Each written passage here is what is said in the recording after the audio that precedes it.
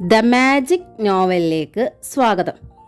Kamala ഗോവിന്ദൻ്റെ അമ്മയ്ക്കായി part 4. സത്യതുമ്പി സൂര്യേട്ടൻ പറഞ്ഞത് ഓമന ഇടയിൽ കയറി സാക്ഷ്യപ്പെടുത്തി. ഈ സൂര്യേട്ടൻ എന്തോരം പടം വരച്ചിട്ടുണ്ടെന്നോ, ചോദിച്ച ഒരൊറ്റ ഒരെണ്ണം തരുത്തില്ല. അതുകൊണ്ട് തുമ്പി എനിക്ക് തന്ന പടങ്ങൾ ഞാനങ്ങ് കാട്ടിക്കൊടുത്തു. എനിക്കും ചിത്രങ്ങൾ തരാൻ ആളുണ്ടെന്ന് ഒന്നങ്ങ് കാട്ടിക്കൊടുക്കണ്ടേ?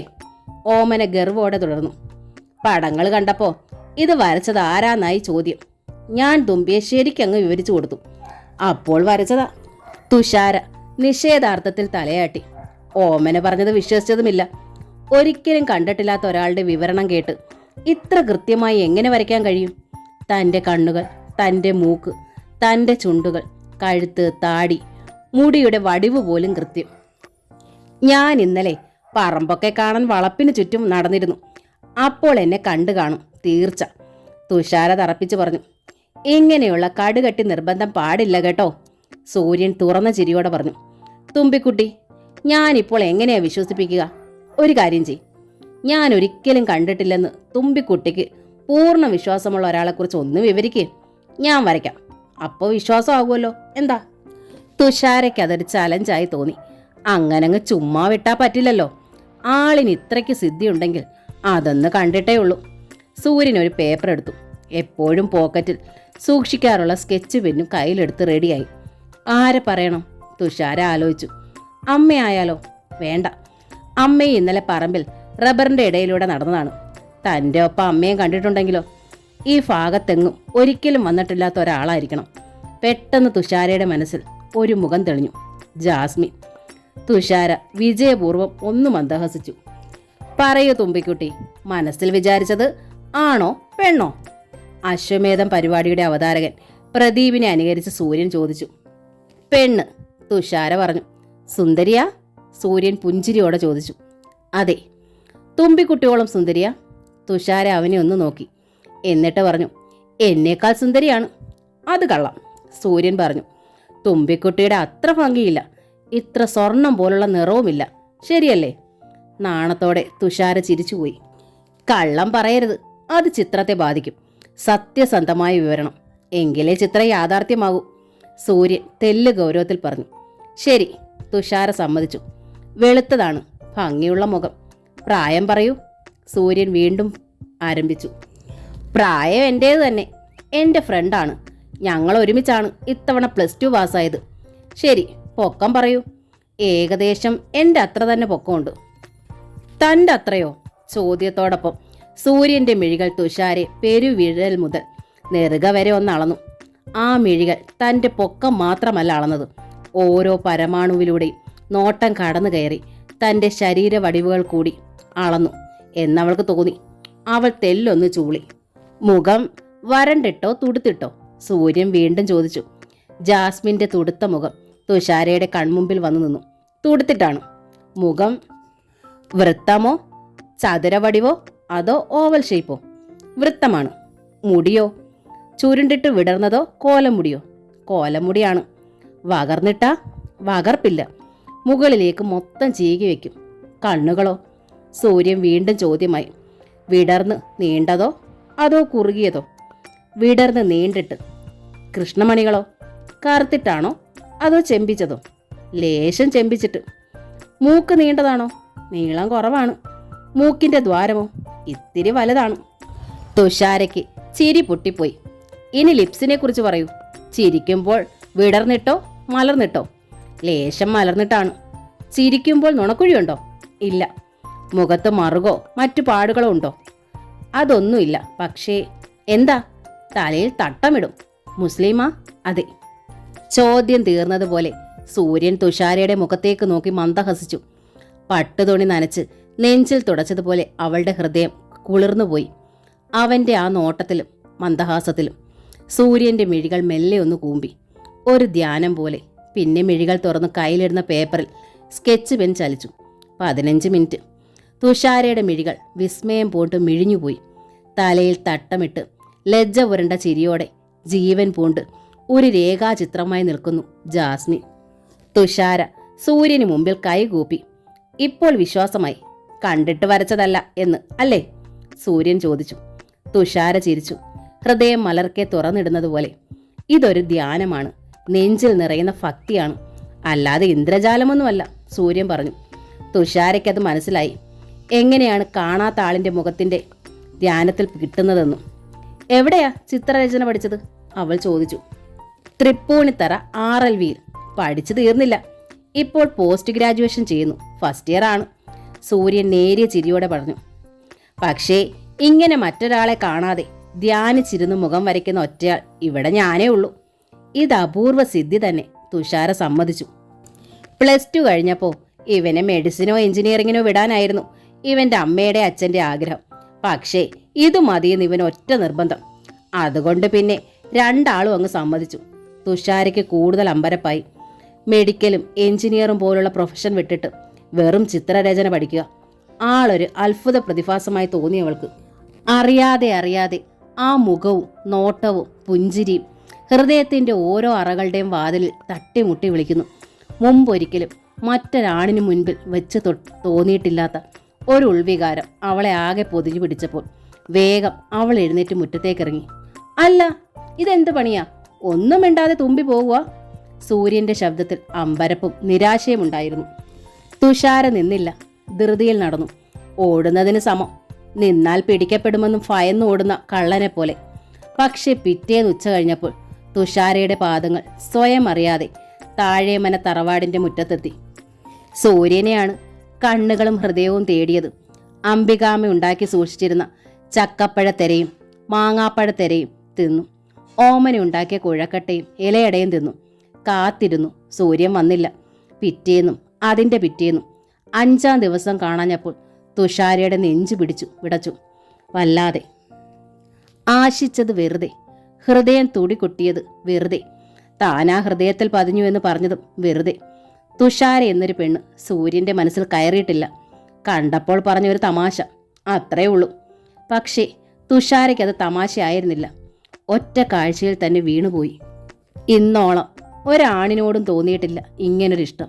സൂര്യകിരണമേറ്റ് വിടരാൻ വെമ്പുന്ന ഒരു ചെന്താമരയായി കൂമ്പി നിന്നവൾ വിതുമ്പി. 6-ാം ദിവസം തുഷാര രാധികയ്ക്കൊപ്പം പറമ്പിലായിരുന്നു. റബ്ബർ വെട്ടാൻ കൃഷ്ണനുണ്ണി ഒരാളെ ഏർപ്പെടുത്തിയിട്ടുണ്ട്, കുഞ്ഞപ്പൻ. 60-ന് മേൽ പ്രായമുള്ള മേലിഞ്ഞൊരു മനുഷ്യൻ. വെളുപ്പിന് അയാൾ വന്നു മരം വെട്ടും, ചിരട്ട വെച്ച് പാലെടുക്കും. പിന്നെ അലൂമിനിയം ഡിഷുകളിൽ അത് ആസിഡ് ചേർത്ത് ഉറയ്ക്കാൻ വെക്കും. ഉച്ച കഴിയുമ്പോൾ കുഞ്ഞപ്പൻ തന്നെ ഉറഞ്ഞ പാലുമായി പോയി അത് ഷീറ്റാക്കി അടിച്ചുകൊണ്ടുവരും. ഒരു മരത്തിന് 1 രൂപ വെച്ച് കൂലി കുഞ്ഞപ്പന് കൊടുക്കണം. ഇപ്പോഴത്തെ റബ്ബറിൻ്റെ വില വെച്ച് നോക്കുമ്പോൾ എന്നാലും നഷ്ടമില്ല. കുഞ്ഞപ്പൻ അടിച്ചുകൊണ്ടുവന്ന ഷീറ്റുകൾ രാധികയോടൊപ്പം നിന്ന് അഴമേൽ തൂക്കി ഉണക്കാനിടുകയായിരുന്നു തുഷാര. അപ്പോഴാണ് ഓമന ഓടിക്കിതച്ച് വന്നത്. അമ്മച്ചി, ഞാനും പത്മേച്ചിയുടെ വീട്ടിൽ പോകുക തുമ്പി. തുമ്പിയും കൂട്ടിക്കൊണ്ടുവരാൻ അമ്മച്ചി എന്നെ പറഞ്ഞയച്ചതാ, വാ. പത്മേച്ചി, അംബികാമ്മച്ചിയുടെ മോൾ. ആ വീട്ടിൽ സൂര്യനുണ്ട്, പോയാൽ ഒരു നോക്ക് കാണാം. പക്ഷേ ഈ 6 ദിവസമായിട്ടും ഒരിക്കൽ കൂടി ഒന്നു വരാത്ത ആ ആൾ തന്നെ ശ്രദ്ധിച്ചിട്ടേ ഇല്ലെന്ന് തീർച്ച. പിന്നെന്തിനു പോകണം? തുഷാരയുടെ ഉള്ളിൽ അല്പ ഈഗോ കൂടി വാലിൽ കുത്തി നിന്ന് പൊളഞ്ഞു. അവൾ പറഞ്ഞു, ഞാൻ വരുന്നില്ല ഓമനെ. അതെന്താ? അമ്മ വിടില്ല. ഒഴിയാനായി അവൾ കള്ളം പറഞ്ഞു. രാധേച്ചിയോട് ഞാൻ സമ്മതം മേടിക്കാലോ. ഓമന രാധികയുടെ അരികിലേക്ക് നീങ്ങി. രാധിക ധർമ്മസങ്കടത്തിലായി. പൊതുവെ ഈ നാട്ടിലുള്ള എല്ലാവരും നല്ല സ്നേഹമുള്ളവരാണ്. ചുരുങ്ങിയ ദിവസം കൊണ്ട് അവൾക്കതും മനസ്സിലായി.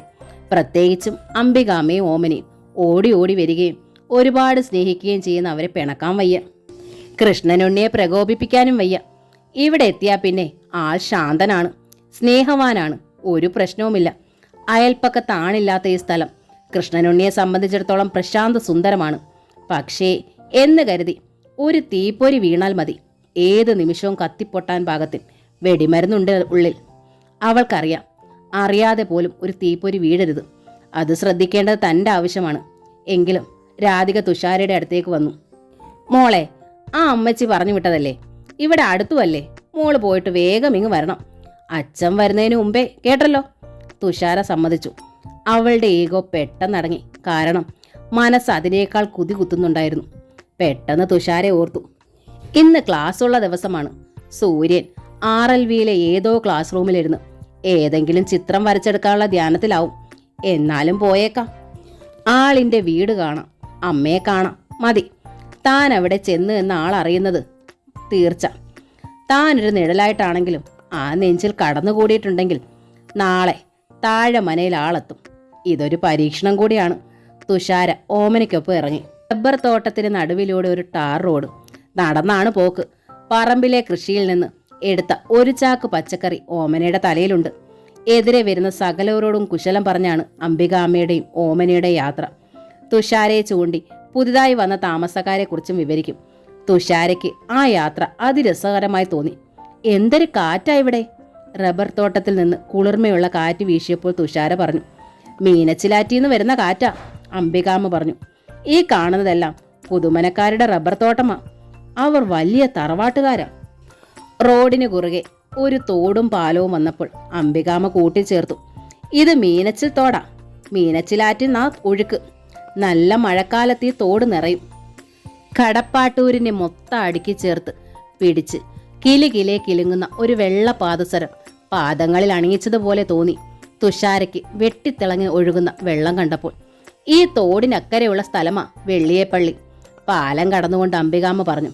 പാലം കഴിഞ്ഞ് ഒരു 200 മീറ്റർ ഇടത്തെ റോഡിലൂടെ നടന്നപ്പോൾ വീട്ടെത്തി. ഗേറ്റിങ്കൽ വെങ്കലത്തിൽ തീർത്ത അക്ഷരങ്ങൾ ആരാമം. ഇരുനിലയിൽ തീർത്ത അതിമനോഹരമായൊരു മാളിക.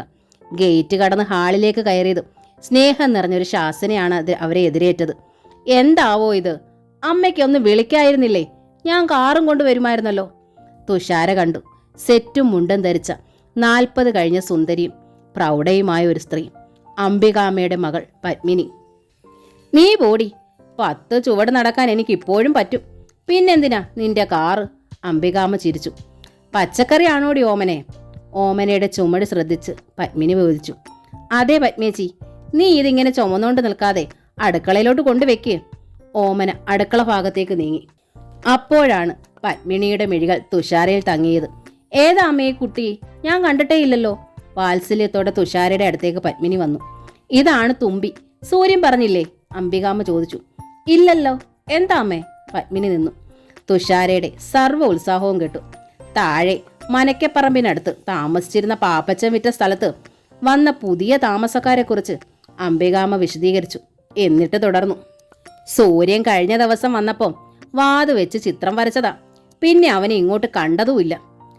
ഇതൊന്നും എന്നോട് പറഞ്ഞില്ലമ്മേ. സൂര്യയുടെ കാര്യം അമ്മയ്ക്ക് അറിയാലോ. ഒക്കെ മറന്നു കാണും. പത്മിനി പുഞ്ചിരിച്ചു. തുഷാരയ്ക്ക് മനസ്സ് ചത്തു. പിള്ളേരെപ്പം വരുമടി? സുമിക്കും സുചിക്കും ക്ലാസ് ഉള്ളതല്ലേ. 5 മണി കഴിയും വരാൻ.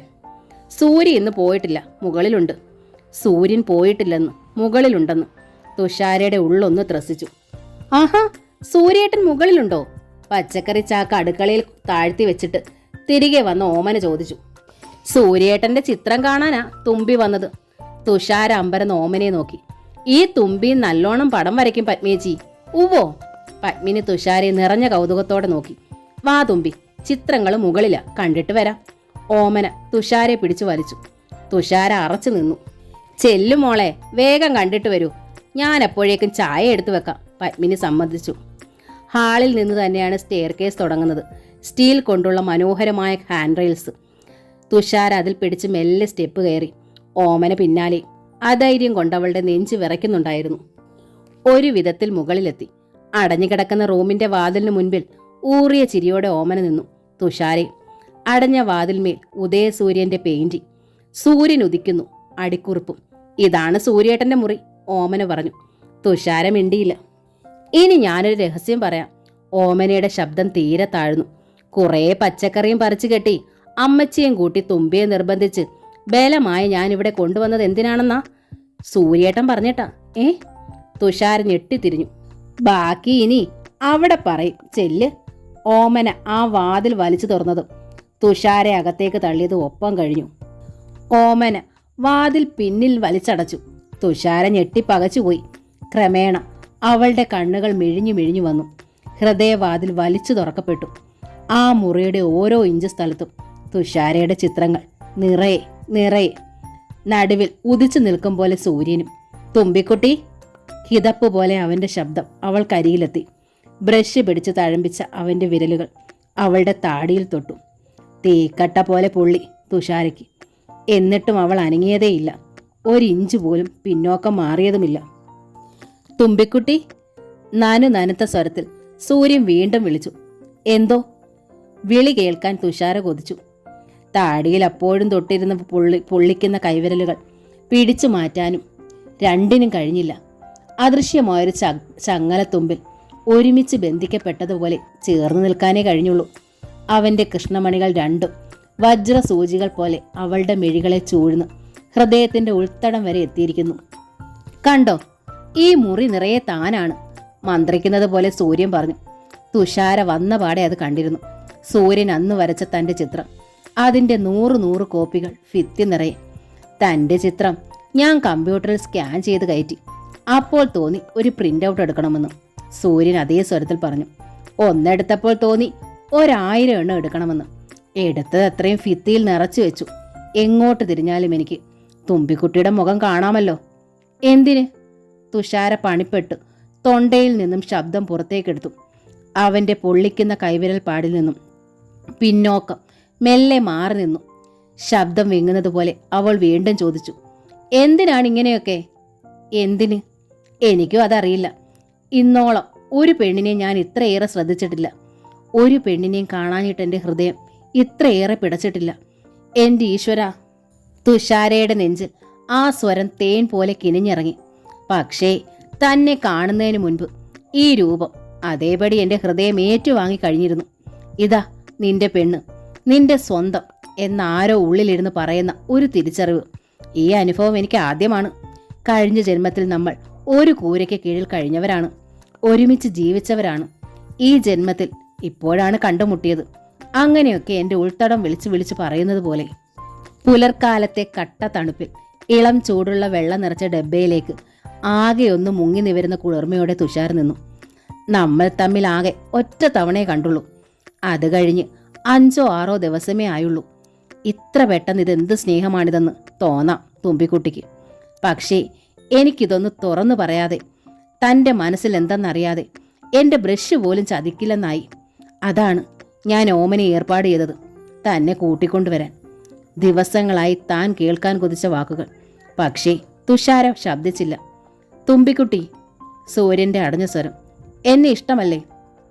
ഇഷ്ടമാണ്, 100 വട്ടം. കണ്ടപ്പോൾ മുതൽ ഞാനും കൊതിച്ചുപോയി. അങ്ങനെയൊക്കെ വിങ്ങി വിങ്ങി പറയാനും ആ നെഞ്ചിലേക്ക് മുഖം ചേർത്ത് വയ്ക്കാനും തുഷാരയുടെ ഉൾത്തടം ത്രസിച്ചു.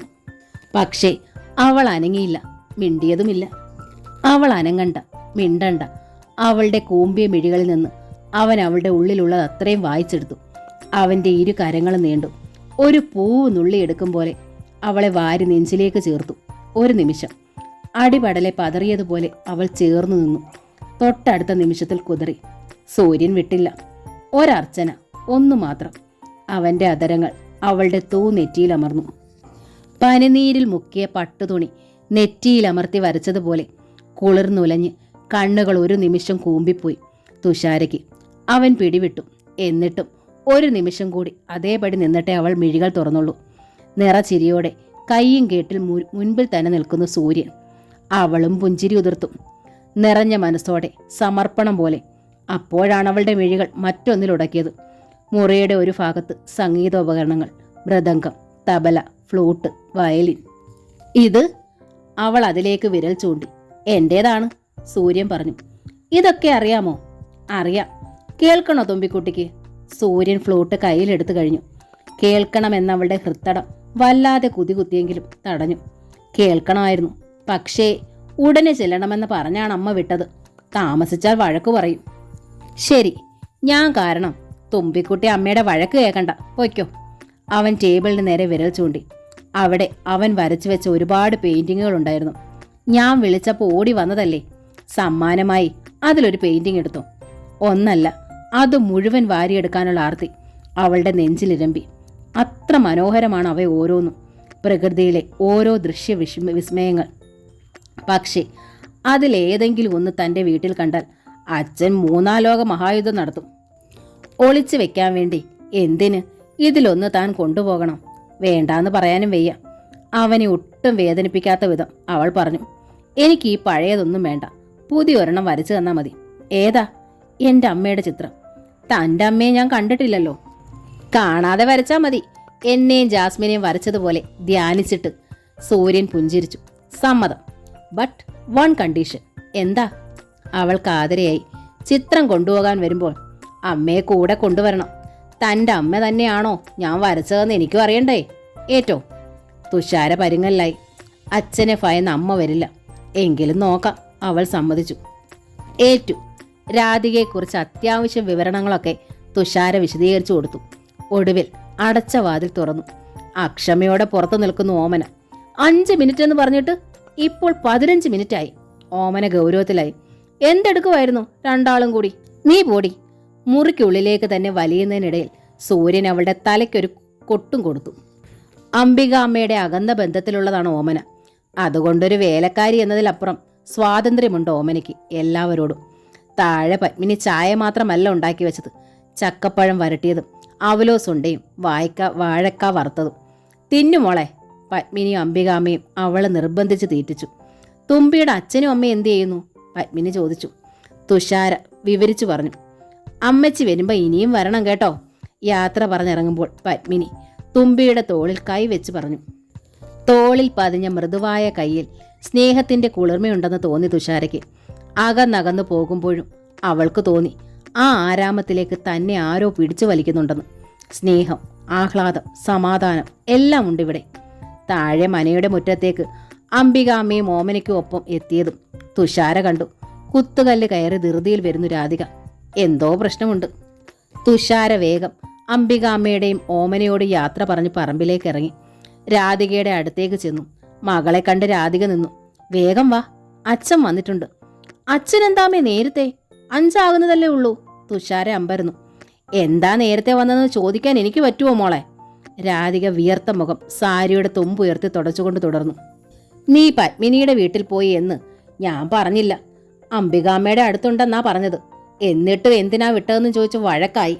തുഷാരയുടെ അതുവരെ ഉണ്ടായിരുന്ന എല്ലാ സന്തോഷവും അസ്തമിച്ചു. സുഖകരമായ മയക്കത്തിൽ പട്ടുമെത്തയിൽ കിടക്കവേ എടുത്ത് മുൾപടർപ്പിലേക്ക് ഇട്ടതുപോലെ തോന്നി അവൾക്ക്. ഉമ്മറത്ത് തന്നെ ഉണ്ടായിരുന്ന കൃഷ്ണനുണ്ണി കലുഷതയോടെ അയാൾ തുഷാരയെ നോക്കി. അവിടെ ഇവിടെ ഒന്നും കറങ്ങി നടക്കണ്ടെന്ന് ഞാൻ പറഞ്ഞതല്ലേ നിന്നോട്? അയാൾ ശബ്ദമുയർത്തി. വെറുതെ ഇരുന്ന് മടുത്തത് കൊണ്ടൊന്നു പോയതാ. തുഷാര ശബ്ദം താഴ്ത്തി. അവിടുത്തെ അമ്മച്ചി ഓരോ കഥകൾ പറഞ്ഞപ്പം കേട്ടിരുന്നു പോയി. പഴയ കഥകളൊന്നും മറന്നിട്ടില്ലല്ലോ. കൃഷ്ണനുണ്ണിയുടെ സ്വരം കടുത്തു. മുഖവും തീക്കട്ടയായി. ഈ നാട്ടിലും വന്നപാടെ ഇനി പുതിയ കഥകളൊന്നും ഉണ്ടാക്കാൻ നോക്കണ്ട. മര്യാദയ്ക്ക് ഈ വീട്ടിനുള്ളിൽ അടങ്ങി ഒതുങ്ങിയിരുന്നോണം. ഇല്ലെങ്കിൽ കോടാലിക്ക് വെട്ടി നുറുക്കി ഞാൻ റബ്ബർ തോട്ടത്തിൽ കുഴിച്ചു മൂടും. പറഞ്ഞേക്കാം. ഒറ്റയടിക്ക് ചുറ്റും പ്രകാശിച്ചു നിന്നിരുന്ന എല്ലാ ലൈറ്റുകളും ഒരുമിച്ചണഞ്ഞ് കൂരുരുട്ടിലേക്ക് തലകുത്തി വീണതുപോലെ തുഷാര പകച്ചു. രാധികയ്ക്ക് മനസ്സിലായി ആളിനൊരു മാറ്റവും ഇല്ല. സൂക്ഷിക്കണം. കിടുകിടുപ്പോടെ അവൾ അറിഞ്ഞു. പത്തി ചുരുട്ടി മാളത്തിൽ വെച്ചിരിക്കുന്നു എന്നേ ഉള്ളൂ. താനും മോളും നല്ലോണം സൂക്ഷിക്കണം. ഏത് നിമിഷവും മാളത്തിൽ നിന്ന് ഇറങ്ങി ചീറ്റിക്കൊണ്ട് പത്തി വിടർത്താം, ആഞ്ഞു കൊത്താം. തുമ്പി, സൂര്യേട്ടൻ രാധികേച്ചിയുടെ ചിത്രം വരച്ചു കഴിഞ്ഞു. എന്നാ അമ്മയും കൂട്ടി ചെല്ലുന്നതെന്ന് ചോദിച്ചു എന്നോട്.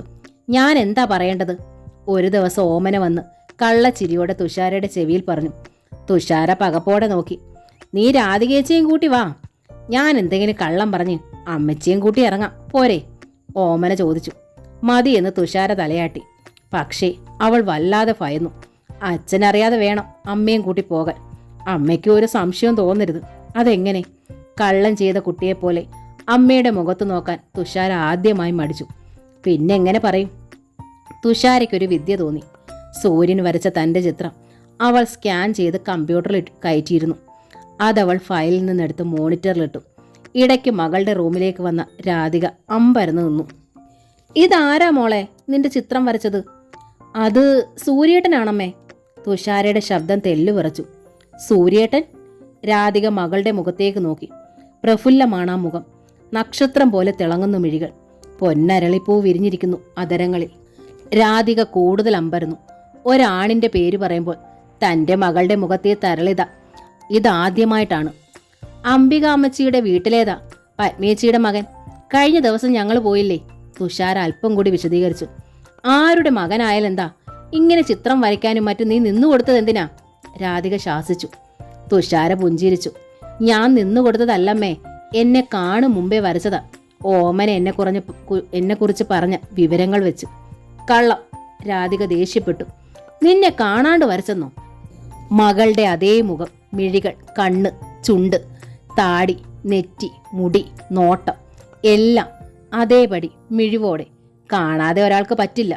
അമ്മ ഇത് കണ്ടോ? തുഷാര ജാസ്മിന്റെ രേഖാചിത്രം എടുത്തു കാട്ടി. ഇത് ജാസ്മിൻ അല്ലേ? രാധിക അമ്പരന്നു. അതെ, അമ്മയെ പോലെ തന്നെ എന്നെ കാണാതെയാണ് എൻ്റെ ഈ ചിത്രം വരച്ചതെന്ന് പറഞ്ഞപ്പോൾ ഞാനും വിശ്വസിച്ചില്ല, തർക്കിച്ചു. അപ്പോൾ എൻ്റെ മുൻപിൽ വെച്ച് ഞാൻ പറഞ്ഞിട്ട് വരച്ചതാണ് ജാസ്മിയുടെ ചിത്രം. അത്ഭുതമായിരിക്കുന്നല്ലോ മോളെ. രാധിക ശരിക്കും അമ്പരന്നു. അതേമേ, എനിക്കും അങ്ങനെ തന്നെ തോന്നി. തൃപ്പൂണിത്തറയിൽ RLVയിൽ പോസ്റ്റ് ഗ്രാജുവേഷന് പഠിക്കുന്നതേ ഉള്ളൂ ആൾ. എന്നിട്ടും കണ്ടില്ലേ എന്തൊരു മികവുറ്റ കഴിവാണെന്ന്. രാധയ്ക്ക് മനസ്സിലായി മകളുടെ മനസ്സിൽ ഇത്ര പെട്ടെന്ന് വെന്നിക്കൊടി നാട്ടി അവന് കയറാൻ കഴിഞ്ഞത് എന്തുകൊണ്ടാണെന്ന്. തുമ്പിക്ക് ചെറുപ്പം മുതലേ ഇഷ്ടമായിരുന്നു ചിത്രരചന. സ്കൂളിൽ ആരോ വന്ന് കുറച്ച് പഠിപ്പിച്ചിട്ടുണ്ട്. അതിൽ അവൾക്കുള്ള കഴിവ് കണ്ട് താൻ ആവുന്നത്ര പറഞ്ഞിട്ടുണ്ട് ഉണ്ണിയേട്ടനോട്. ഒരു ഡ്രോയിങ് മാസ്റ്ററുടെ അടുത്ത് വിട്ട് അവൾക്ക് ശരിയായ പരിശീലനം നൽകാൻ സമ്മതിച്ചില്ല. എന്നിട്ടെന്താ, മോളെയും കൊണ്ട് അവൻ്റെ കൂടെ പോകാനാണോ?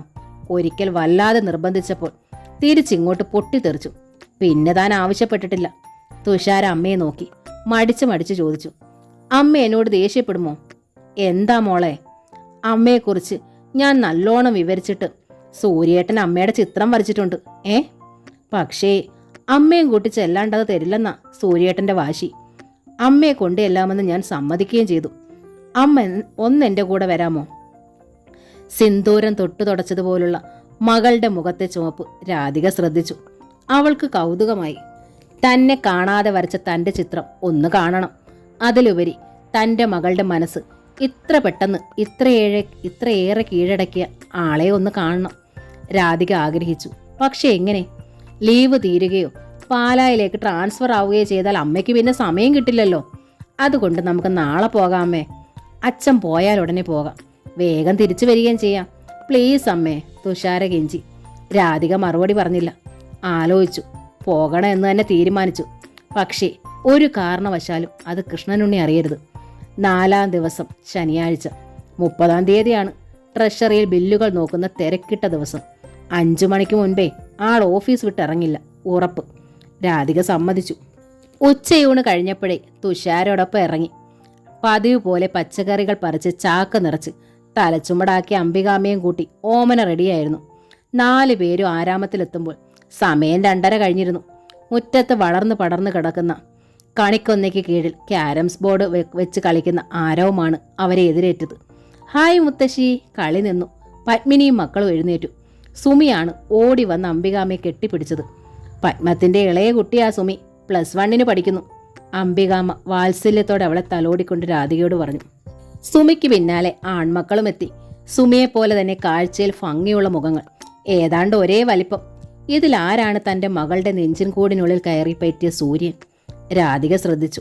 അംബികാമ്മ പറഞ്ഞു, ഇത് സുജിത്ത്. സുജിന്നാ എല്ലാവരും വിളിക്കുന്നേ. എഞ്ചിനീയറിങ്ങിന് പഠിക്കുക. ഇത് സൂര്യൻ. ഇവനാ ചിത്രം വരയ്ക്കുന്നേ. ഇന്ന് ശനിയാഴ്ച ആയതുകൊണ്ട് എല്ലാവരും ഇവിടെ തന്നെയുണ്ട്. രാധിക സൂര്യൻ്റെ മുഖത്തേക്ക് നോക്കി. ശാന്തമായ മുഖം, സൗമ്യമായ നോട്ടം. തൻ്റെ മകളെ കുറ്റം പറയാൻ പറ്റില്ല. ഒറ്റ കാഴ്ചയിൽ ആരും ഇഷ്ടപ്പെട്ടു പോകും അവനെ. അവൻ്റെ രൂപം തൻ്റെ ഇരു കണ്ണുകളിലും നെഞ്ചിനുള്ളിലും പടർന്നു നിറയുന്നത് പോലെ തോന്നി അവൾക്ക്. തുമ്പിയുടെ അമ്മയാ അല്ലേ? പത്മിനി രാധികയുടെ കയ്യിൽമേൽ പിടിച്ചു. അഗ്രികൾച്ചറൽ ഓഫീസിലാ ജോലിയെന്ന് മോള് പറഞ്ഞു. വരൂ, അകത്തേക്ക് കയറിയിരിക്കൂ. പത്മിനി നിറഞ്ഞ ചിരിയോടെ ക്ഷണിച്ചു. സ്നേഹവും ഭംഗിയും ഐശ്വര്യവും നിറഞ്ഞൊരു വീട്ടമ്മ. പത്മിനിയോടൊപ്പം ഹാളിലേക്ക് കയറുമ്പോൾ രാധികയ്ക്ക് അങ്ങനെയാണ് തോന്നിയത്. തുമ്പിച്ചേച്ചി പഠിക്കുക? സുമി തുഷാരയ്ക്കരികിലേക്ക് വന്നു. പഠിക്കണം, എഞ്ചിനീയറിങ്ങിന് ചേരാനാ പ്ലാൻ, തുഷാര പറഞ്ഞു. എഞ്ചിനീയറിങ്ങിനോ? ഇവിടെ അടുത്തുണ്ടല്ലോ കോളേജ്. ഞാൻ അവിടെയാ ചേർന്നിരിക്കുന്നത്. സുജിത്ത് ധൃതിയിൽ തുഷാരയുടെ അടുത്തേക്ക് വന്നു. ഇവിടെ എവിടെയാ കോളേജ്? രാധിക ചോദിച്ചു. Saint Joseph. ഇവിടെ നിന്ന് 6-7 കിലോമീറ്ററേ ഉള്ളൂ, സുജിത്ത് പറഞ്ഞു. അൽഫോൺസാമയുടെ കബറിടമില്ലേ ഭരണങ്ങാനത്ത്? അവിടുന്ന് തിരിഞ്ഞു പോകണം. ചൂണ്ടച്ചേരിയ സ്ഥലം, സൂര്യൻ പറഞ്ഞു. തുമ്പിക്ക് ഏതെടുക്കാനാ? പത്മിനി ചോദിച്ചു. Computer science. ഞാനും അതാ എടുത്തിരിക്കുന്നത്, സുജിത്ത് ആഹ്ലാദിച്ചു. ഇപ്പോ 5th സെമസ്റ്ററാ. തുമ്പി എൻട്രൻസ് എഴുതിയിട്ടില്ലേ? ഉവ്, തുഷാര പറഞ്ഞു. അടുത്ത ആഴ്ച റിസൾട്ട് അറിയുമല്ലോ. സുജിത്തിന് കൂടുതൽ സന്തോഷമേറി. കൗൺസിലിങ്ങിന് ഓപ്ഷൻ കൊടുക്കുമ്പോൾ first centre choice saint Joseph Choondacherry വെച്ചാൽ മതി, അവിടെ തന്നെ കിട്ടും. ശരി, തുഷാര സമ്മതിച്ചു. രാധിക സുജിത്തിനെയും സൂര്യനെയും നോക്കി. ഇരുവരുടെയും മിഴികൾ വജ്രത്തിൻ്റെ പ്രകാശത്തോടെ തൻ്റെ മകളിൽ പതിഞ്ഞിരിക്കുന്നു. നിങ്ങളിൽ ആരാ ചേട്ടൻ, സൂര്യനോ സുജിത്തോ? രാധിക ചോദിച്ചു. ഞങ്ങൾ ഇരട്ടകളാണ്, സൂര്യനെ ചേർത്ത് പിടിച്ചുകൊണ്ട് സുജിത്ത് ചിരിയോടെ പറഞ്ഞു. ഉവ്വ്, കണ്ടപ്പോഴേ ഞാൻ സംശയിച്ചു, രാധിക പറഞ്ഞു. അവർ ഇരട്ടകളാണെന്നുള്ള അറിവ് തുഷാരയ്ക്ക് കൗതുകമായി. തുഷാര സൂര്യനെ നോക്കി മെല്ലെ പറഞ്ഞു. ഞങ്ങൾക്ക് ഉടനെ പോണം, അമ്മയുടെ ചിത്രം ഒന്ന് കാണിച്ചാൽ നന്നായിരുന്നു. അതിനെന്താ, വന്നോളൂ. സൂര്യന്റെ മുഖം കൂടുതൽ പ്രകാശിച്ചു. അവൻ സ്റ്റെയർ കേസിന് നേർക്ക് നടന്നു. അമ്മയ്ക്കായി എന്ന നോവലിന്റെ ഈ ഭാഗം ഇവിടെ പൂർണ്ണമാവുകയാണ്. അടുത്ത ഭാഗം ഉടൻ തന്നെ അപ്ലോഡ് ചെയ്യുന്നതായിരിക്കും. Thank you.